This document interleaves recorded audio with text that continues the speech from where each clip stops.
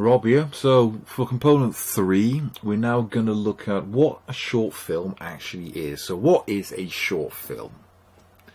Well, to define what a short film is, let's first look at what a short film isn't. A short film is not a feature film. Now, according to the British Film Institute, a feature film is something that has 40 minutes or more of running time. So the BFI said they researched the definition of feature films throughout film history, looking at the definition used in the USA and elsewhere around the world for various film award ceremonies, including the Academy Awards, etc. We opted for a length that we felt would provide us the most inclusive format of feature-length films, including short films. The 40-minute definition means that the filmography includes shorter feature films which may be supported in double bills, often referred to as B-movies. So 40 minutes is considered by the British Film Institute to be the minimum length for a feature film. Usually, in order to get a mainstream distribution, a feature film has to be at least 80 minutes long, since there's no such thing as B-movies anymore. Okay, so 80 minutes is usually seen as the minimum. 90 minutes, an hour and a half, in other words, is a typical length of a movie. Well, of course, films are getting increasingly longer nowadays. So what is a short film? Well, according to the American Academy Awards, the Oscars, their definition of a short film is defined as an original motion picture that has a running time of 40 minutes or less, including all the credits. So that's what a short film is, okay? Obviously, your film is between 4 and 5 minutes in length, so very short. Right, now, what makes a short film different to a feature film? Well, according to John Hardwick, who's a director of short films, pop videos, adverts, and an academic. I think this is John Hardwick. It's a John Hardwick. I'm not sure if it's the right one. Whatever. Right. He says, short films are more comparable to poetry than to plays. In the same way that poetry can bend language and suggest rather than declare meaning, short films are able to explore the vocabulary of cinema and emphasize mood over narrative structure. Short films tend to revolve around a single idea or event. So we can think of a feature film as more like a play or a novel. They're very much narrative based. They're there to tell a story. Okay? They have a clearly defined beginning, a middle, and an end that takes a long time to explore. As I said, about 90 minutes. Your short film hasn't got that amount of time. Now, that's not to say that feature films can't be poetic. That's not to say that they can't be visually creative and experimental and formalist rather than narrative. But the beauty of a short film is it can be more like poetry. So what I'd like you to do with your short films is I'd like you to really experiment with film form. With, get wacky with your camera angles and your shot types and, your cinematography and your compositions and your mise-en-scène. Be wacky with your stories. As he says here, short films work best when they are courageous. They're prepared to experiment. A short film does not have to tell a story. It can be a rant, a joke, a journey, an essay, a poem, a portrait, a painting, a piss take. Right? Now, you have got certain requirements in your short film. It should have a narrative twist. It should have an enigma. It can be developing a single character. It can be a conflict between two characters. But within that, you've got an incredible scope for experimentation. Okay? So think about that. Okay? How am I going to make my short film a bit more exciting, a bit more interesting? Now, when you're writing a short film, here's a bit of advice, right? Start off with the ending. What is the conclusion of my short film going to be? Is there going to be a restoration of an equilibrium? Am I going to have a cliffhanger ending? Is there going to be a resolution at all? Then what's the beginning? Right? So think about, what is my equilibrium? How am I going to establish my characters? You haven't got very long to do that. Maybe 30 seconds maximum to establish the world, the diegetic world of your story. Who are your characters? So think about, how am I going to do that quickly? Think about your characters being archetypes. Think about them being stereotypes or generic types. Okay? Think about, who do I want my characters to have an allegiance to? Who do I want them to follow? Whose story is it? Okay? Then you're going to need some kind of turning point in your story. There's going to be a disruption, a disequilibrium, an enigma. Something that actually drives the narrative, and you need obstacles for your characters to overcome. But you've only got 5 minutes. You can't have too many of them. 2, maybe 3 maximum. Okay? So if you think 5 minutes, right, you need essentially something to happen every 30 seconds. Right? So you could have maybe 10 narrative units. 5 minimum, I would say.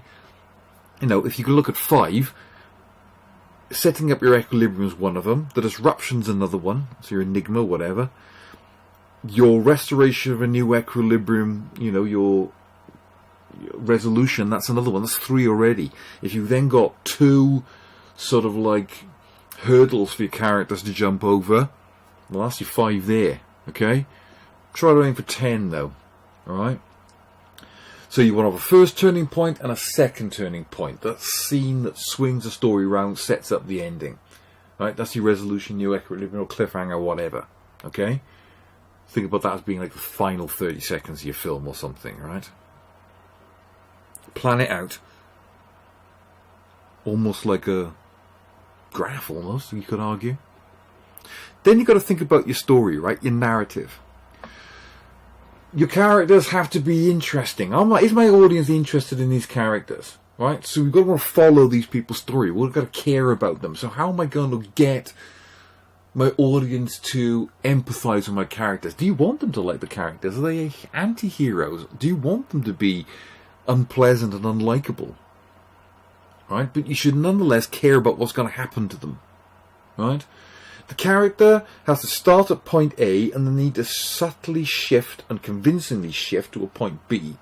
So the characters, something must have happened and changed in the story. So the characters need to develop somehow. Is there a conflict? All stories progress through conflict. Conflict is necessary for drama. Drama is necessary to make your story interesting. You want action, you want reaction. You want cause and effect. Alright? Now, one of those things is you've got to have a conflict between 2 characters. One of the sort of like options you've got in the brief. Well, they should be a clear binary opposite, right? But even if you've got 1 character development, there should still be some kind of binary opposite. There still needs to be some kind of external force acting on our character that forces them to change. Even if you only got 1 character, you can think of the environment as being like another character. The world is almost like a character. What are they, what's the thing that's acting against them, right? There needs to be some kind of emotional journey. The audience needs to care about these characters. You need to hold their attention, right? You've got to grab them, so there must be some kind of emotional feel to this.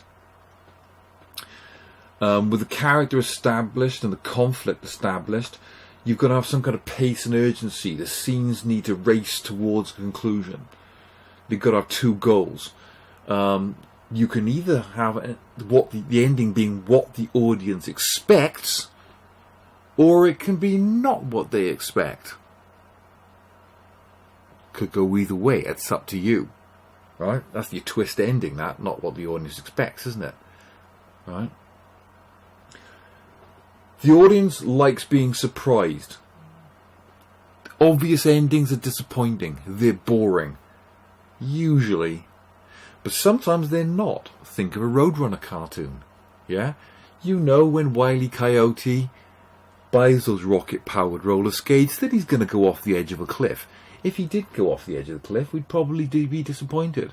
Think about the ending of La La Land and how many people were disappointed by the fact that Seb and Mia didn't get together at the end. Right? That can go either way, but try not to be too obvious. Right? Try to be a bit interesting.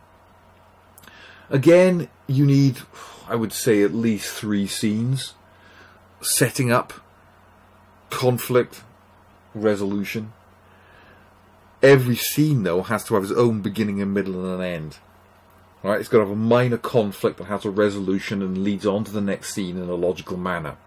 Everything the character goes through should progress their story a little bit. Right? The character or characters, need to go through changes. They need to have changed in some way by the end of the story.